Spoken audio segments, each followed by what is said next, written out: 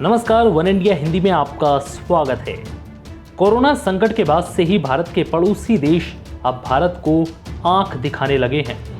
पहले लद्दाख सीमा पर चीन की सेना ने भारतीय जवानों से हिंसक झड़प की, तो दूसरी ओर नेपाल भी उत्तराखंड के 3 हिस्सों पर दावेदारी दिखा रहा है, जिसके बाद अब भूटान की ओर से एक नई मुसीबत दिखाई दे रही है। उसने अपने सीमावर्ती असम में अपनी नदियों का पानी जाने से रोक दिया। इससे असम के करीब 25 गांवों के लोगों के लिए सिंचाई की समस्या खड़ी हो गई है। अब सवाल यह है कि क्या नेपाल की तरह भूटान भी भारत से दूरी बना रहा है।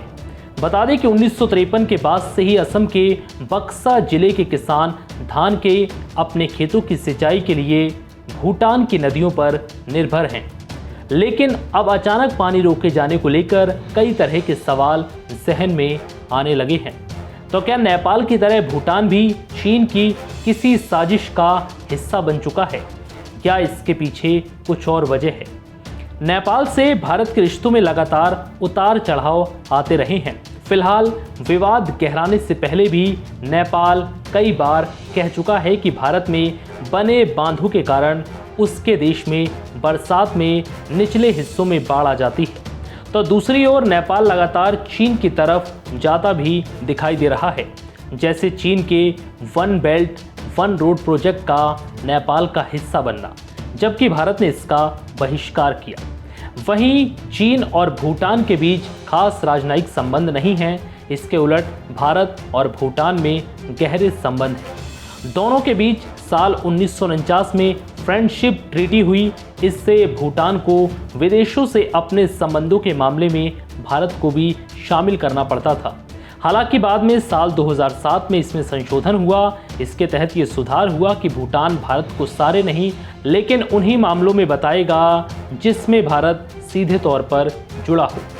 चीन भारत को तगड़े प्रतिद्वंदी के तौर पर देखता है, इसलिए वो उन सारे देशों से अपने संबंध मजबूत करना चाह रहा है जो भारत से जुड़े हों, ताकि बाद में उन देशों को भारत के खिलाफ खड़ा किया जा सके।